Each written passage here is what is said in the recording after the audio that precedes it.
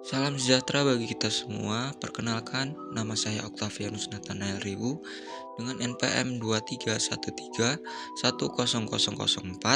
dengan studi PBSI semester 4. Jadi di sini saya akan mempresentasikan tentang model-model kurikulum.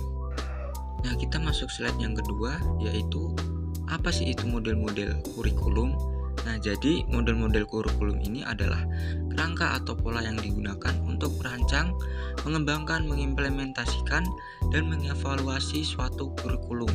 Dengan kata lain, model kurikulum ini memberi panduan tentang yang pertama itu yaitu apa yang harus diajarkan, yaitu berupa isi atau materinya, dan yang kedua bagaimana cara mengajarkannya, seperti apa sih metodenya, dan yang ketiga untuk apa pembelajaran itu dilakukan, dan yang terakhir bagaimana menilai keberhasilannya, yaitu seperti evaluasi.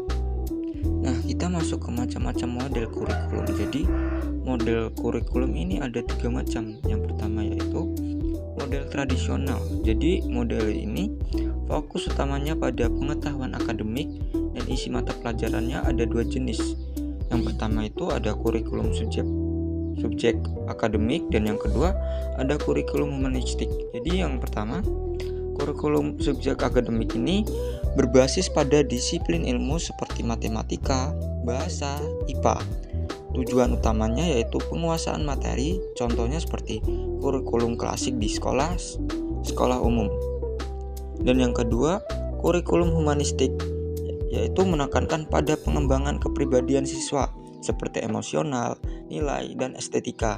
Dan yang kedua, mendorong pembelajaran yang bermakna dan reflektif.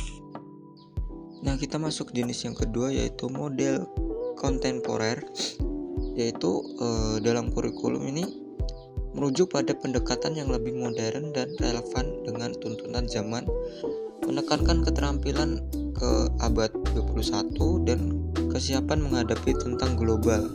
Nah, jadi berikut adalah beberapa model utamanya. Yang pertama itu ada kurikulum berbasis kompetensi, yaitu CBC, yaitu fokus pada pencapaian kompetensi seperti pengetahuan, keterampilan, dan siskap. Dan juga penilaian berdasarkan standar yang harus dikuasai. Nah, poin yang kedua, kurikulum berbasis STEM, yaitu integrasi sains, teknologi, engineering, matematika, dan seni, berorientasi pada pemecahan masalah dan inovasi. Dan poin yang ketiga, kurikulum berbasis masalah. Jadi kurikulum ini belajar dimulai dengan pemecahan masalah seperti mengembangkan keterampilan berpikir secara kritis. Poin yang keempat, kurikulum berbasis proyek. Jadi kurikulum ini pembelajaran harus melalui proyek nyata dan kolaboratif seperti hasil akhir berupa produk nyatanya. Dan poin yang terakhir itu ada kurikulum inklusi, yaitu pendidikan yang inklusi untuk semua peserta didik termasuk anak berkebutuhan khusus. Nah, kita masuk ke slide yang selanjutnya yaitu model kurikulum yang terakhir, yaitu model teoritis. Jadi mengacu pada pendekatan yang berlandaskan teori pendidikan yang membimbing desain dan pengembangan kurikulum. Jadi ada beberapa model teoritis utama. Yang pertama yaitu ada model Taylor, yaitu berfokus pada tujuan, pengalaman, belajar, organisasi, dan evaluasi, pendekatan sistematis dan berbasis tujuan. Dan yang kedua ada model Taba, pendekatan bottom up dimulai dari kebutuhan siswa. Jadi menyusun tujuan, konten, dan evaluasi berdasarkan analisis kebutuhan. Dan yang ketiga ada model Weller. Jadi kurikulum ini bersifat siklis dan berkelanjutan dengan evaluasi yang terus-menerus.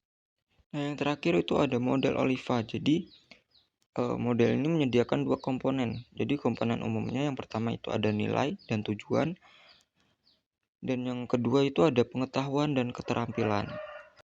Nah, jadi kesimpulan dari model teoritis ini memberikan dasar konseptual bagi pengembang kurikulum yang efektif berbasis pada pemikiran pendidikan yang sistematis dan terstruktur.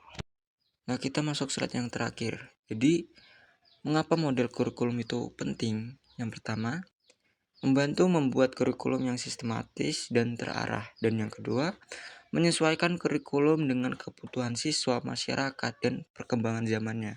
Dan yang terakhir, menjadi dasar untuk inovasi pembelajaran. Sekian presentasi dari saya ucapkan terima kasih.